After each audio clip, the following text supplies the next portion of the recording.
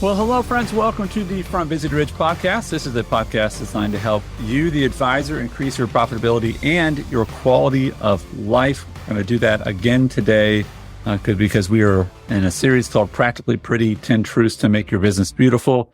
And today, Wes, we're going to talk about key economic drivers, which sounds like some boring headline from Wall Street Journal or CNN or something. But we're going to be way more entertaining than that. Am I right?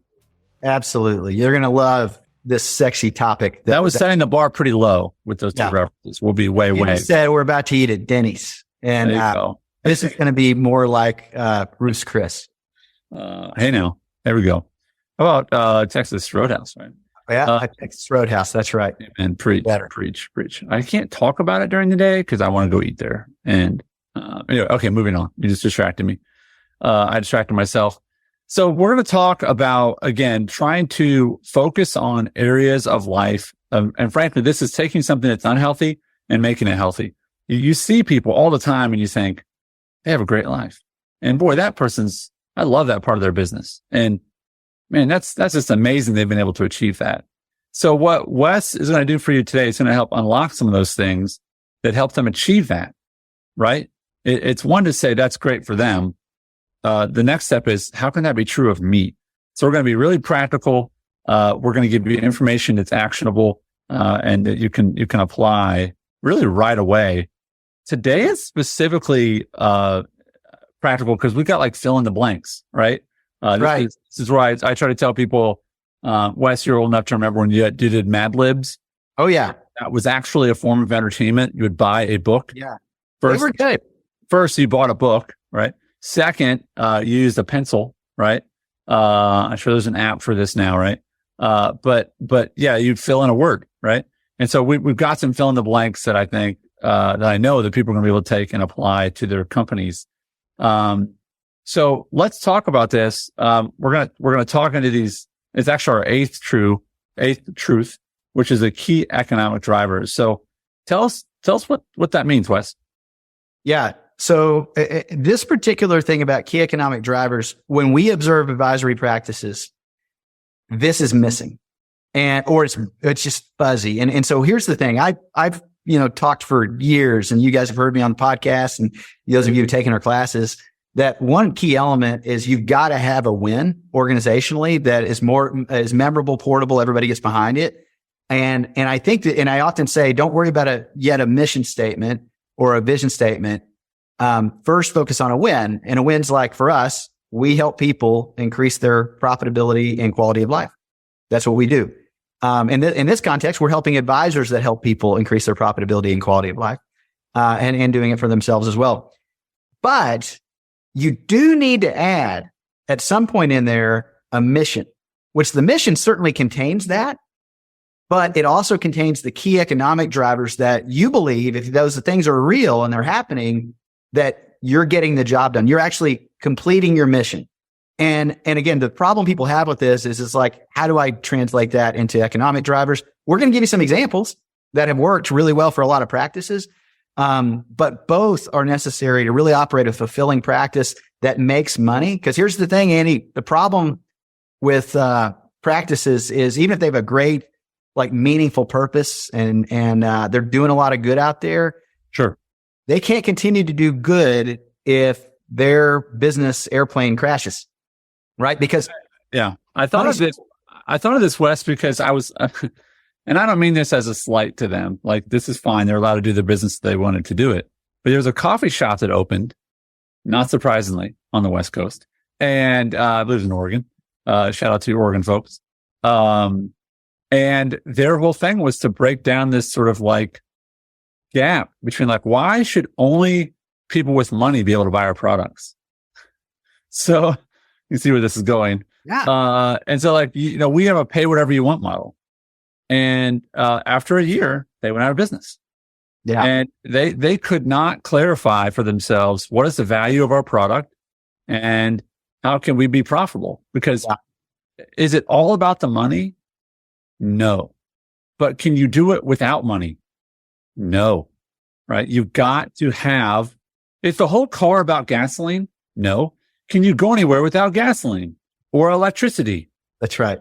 No, right? You have to have that as a driver. It matters.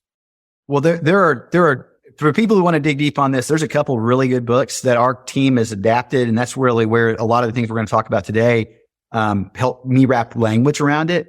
Mm-hmm. One of them is the 4 Disciplines of Execution. And so I really recommend you go check that one out. It's going to feed into a lot of what you'll hear. The other one is, by Donald Miller. It's How to Grow Your Small Business. And he does the analogy of the airplane. Actually, he talks about different parts of it are different things, but the fuel's a requirement to keep the plane in the air. So as I say this isn't depending on how you're wired. Some of you are like, finally, Wes is talking about money and he's talking about what we need to do. And you're just been going, man, why does he keep talking about the increasing profitability and quality of life? Let's talk about how much money we make. It's important. Okay. And I'm not dismissing that. And some of you who are like, oh man, are we going there? Listen, both matter. Both matter, as Andy said. So here's what I want to talk. I want to talk about lag and lead indicators in this. And so creating the mission, which has 3 economic indicators or economic drivers that determine if you're meeting your win. And so let me give you some examples. So for us, you guys know our win is when we know that when clients are engaged in a family office retainer, we'll call it, with us, with our process, that it will help increase their profitability and quality of life. We've seen the outcomes over and over again. So if they engage us and are in our process, which means they're also paying our fees. That means they're also likely letting us manage some money at some point. Okay, doesn't have to be, but it usually that you get some, right? That's going to come along. And they're also probably at some point, because of our model and the way we like to do things, they're using life insurance as an asset class or as a tool to protect them against the catastrophic loss or economic loss. So those are 3 pretty good economic drivers for us. And so here's how we might language those. Okay, so one is we might say we will have, and to make this well, you have to have some definites in this. And so I'm going to give you the definites. We will have blank monthly retainer revenue from blank planning clients by blank. And so we will have, $50,000 monthly retainer revenue from 5 clients or 10 clients or wherever you happen to be at, planning clients by January 1st of 2024.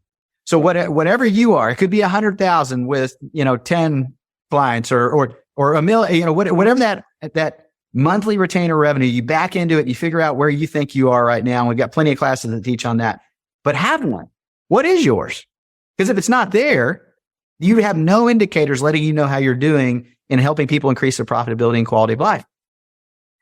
Go ahead. Real quick. I just want to, there's somebody who's listening, and probably a lot of people listening. They're just simply afraid to pick a number. Yeah. To pick those numbers. Can you we're not going to judge it, but I'm just going to ask you to explain, what is it internally that would cause a business owner to not pick a number? They don't want to be wrong, is one. And they will be. You will be wrong. I guarantee you, positively or negatively, you will rarely hit your number, right? But I would err on the side of a little stretch versus just ambiguity. You hit if you don't aim at anything, you're going to hit and target 100% of the time, right? Because you're aiming at nothing. That's your goal. In my opinion, that's what about you, Andy? What have you seen there?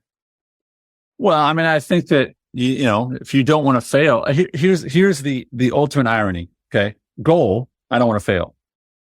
Process, I'm not going to choose a goal. Result, failure. Let's go back to the beginning. I don't want to fail.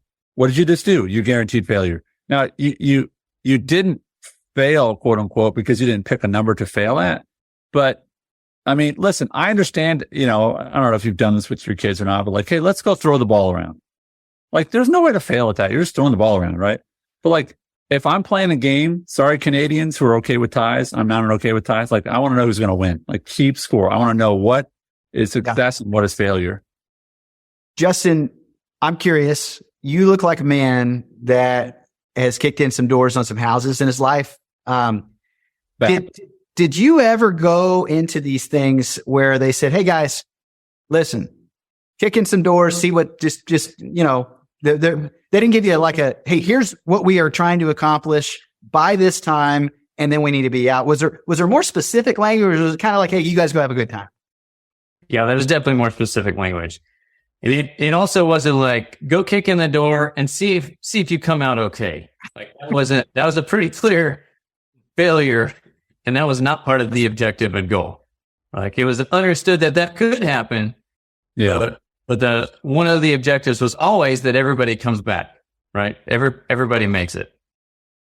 Yeah, and specifics that engage that, I think, they're critical in any business. Some cases they're life threatening if you don't have them. They're certainly financially threatening to a business that does not have them. So just think about, these are real common. And if I were you, I'd have some version of these depending on how your world is made up.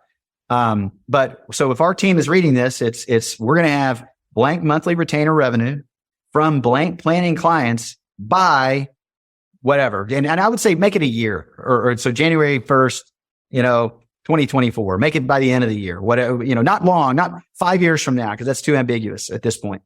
Another one you could have in there that's real popular, I know, among our listening community, but I don't think it should be the only one, is we will have blank monthly revenue from blank million AUM by January 1st, 2024. So that's another layer of the business. Again, not all of our clients do we manage money for, but we just know if we're doing our process of annual retainer clients that are fee-based, we're going to pick up a certain amount of AUM in the process of that. And that's another indicator that we're helping them increase their profitability and their quality of life, because we know we're good at helping people do that. And a third element, because we have a lot of listeners that are in this world too, as am I, we create blank life commission by January 1st, 2024. Because we know that's going to be a part of our asset allocation that complements what else we're doing in the portfolio. We also know that, people need to fill in gaps if they die, to take care of taxes, to take care of income replacement and all those kind of things, and buy other businesses out. So it's just part of helping them increase their profitability and quality of life. So these don't have to be your three, but our three are those three. So figure this out. And then at the end of it, have a reminder of why that matters. Because if we do those things, when clients are engaged in a family office retainer agreement with us, right, it increases their profitability and quality of life. Those are just expressions of whether that happened or whether it's not happening that well. Yeah. Yeah.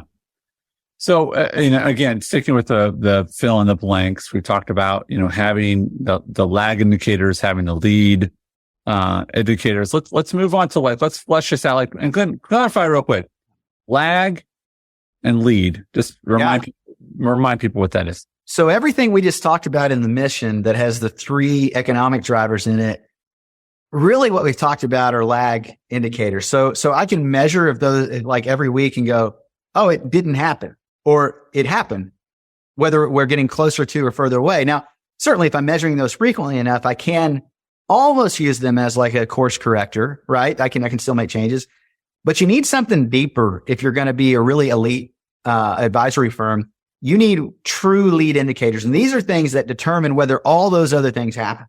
Okay. And so it could be a number of things, just real simplistically. I mean, when we've had one, this has been ours in the past, and for some folks it still is I'm going to average blank quality meeting hours per week for Q3 2023.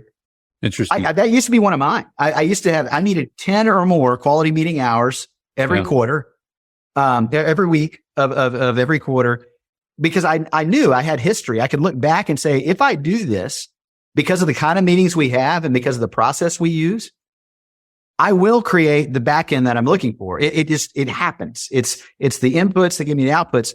So as we look, and we have a meeting every week where we're looking at our lead indicators, and if we're below them, we kind of know the back end's gonna suffer most likely because of that.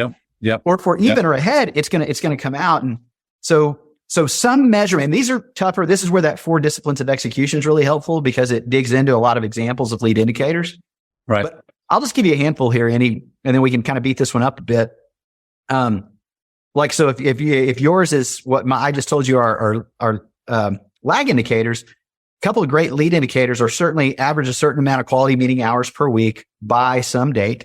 Could be transition. This is a popular topic. We've got whole podcasts that we can do on this one. Transition blank existing clients to monthly retainer clients by a certain date. Because people like that one.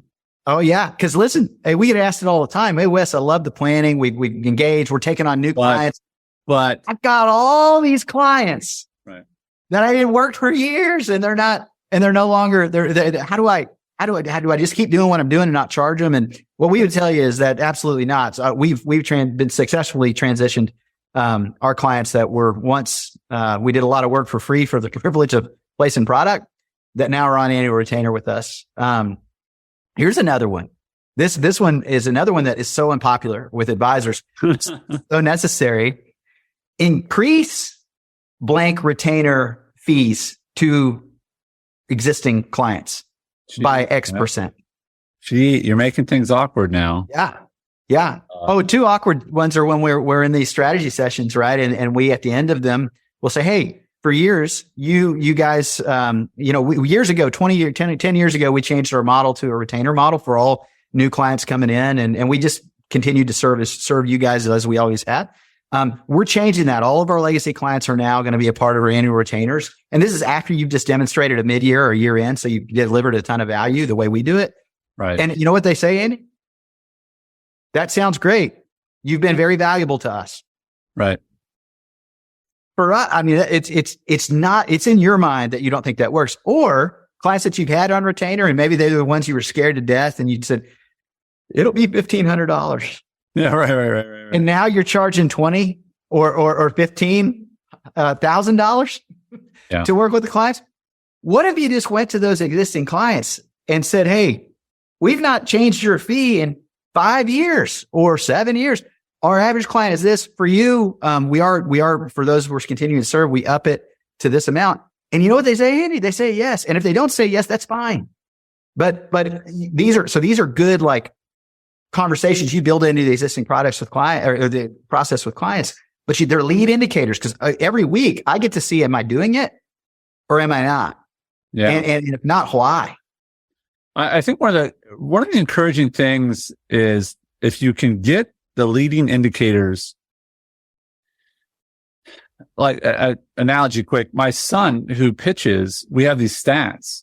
And what's amazing is when he sees a new batter, if the first pitch he throws to that batter is a strike,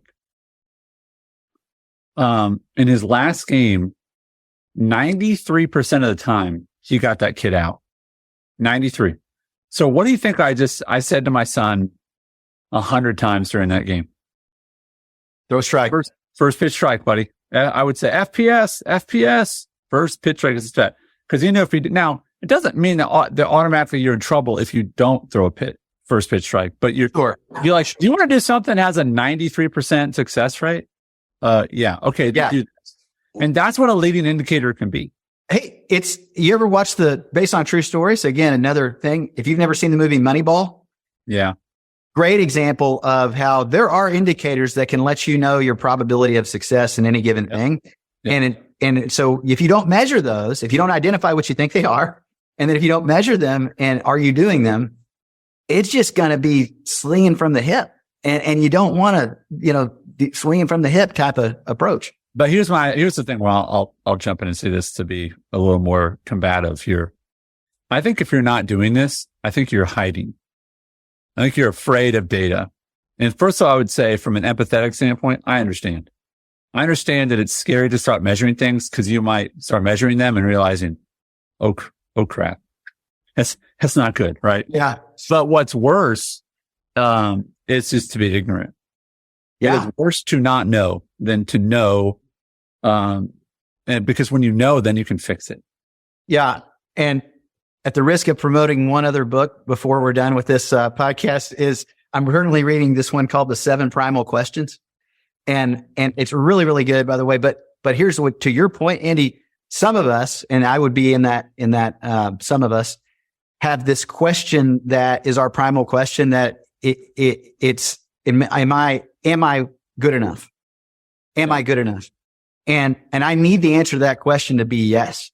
And if it's maybe or no, then it can, if I'm not healthy, throw me into the scramble, which causes me to respond in all kinds of bad, unhealthy ways. When you put on paper, here's what it looks like to win here, and here's what we're going to do about it. Yeah. You're saying if it doesn't work, I wasn't good enough, right? But you got to understand that's silly, because if you don't put it on to avoid like having that question answered is no good either. and it doesn't lead you to the kind of outcomes that you want. Yeah. So, so again, we want to encourage people. You can actually go to these. We'll have them in the show notes of these questions we ask, these leading and lagging indicators. But measure. If you, what did I say? What you measure matters, right? Yep. And measure what matters. You have to be willing to do that. I would encourage you to consider engaging and investing in yourself. I was reading a book recently, Willpower Doesn't Work. And one of the things they talked about, one of the greatest determiners of change behavior is financial investment. If people pay for something, they'll do something about it. So whatever that is, whatever book that one of the 7 books that Wes mentioned today, which is fine. We're impressed you read. He listens to a lot of books, but he can read too. But it's investing in the Transform series, at wesyounglive.com. Right there. I know there are dozens upon dozens upon dozens. I'm just trying not to say hundreds because I'm not exactly sure, but I know there's dozens upon dozens upon dozens of advisors that have been through that more than once, who have paid for it more than once because they see the value in it. Right. And it's sort of like saying, gosh, every time I go to the dentist, I pay them. Like, yeah, you should. Cause you're getting a refresher. Right. Right. So invest in yourself, do things that you can measure. That's really our heart. Yeah. And Andy, on that note, I would tell you that there has been hundreds and hundreds. We're almost okay. Good. Thanks for clarifying. But if any of those indicators resonate with you, and if those are things that are on your list, you just don't know how to make those happen. That's why we created the Transform Learning Series. That's why we created the classes, the one-off modules that you can download, all of which is available. We got a new Transform, depending on we're listening to this. We do it twice a year usually. And we got another one kicking off in August, beginning of August, that you can start enrolling for now. And then also the modules are great one-offs. You can also go back and rewatch old Transform Learning Series. So if these matter to you and you're like, I don't even know what the lead indicators would be and how to do it in the words, right. We can fill in the gaps for you. But we see people that didn't charge a fee before leave our class and charge $100,000 the next year, or in the next month, $20,000. It's like crazy to watch when people just have the knowledge and they know what to do. They walk right in and do it. So that's available to you through wesyounglive.com. Awesome. Well, thank you for your time, gentlemen. Great as always.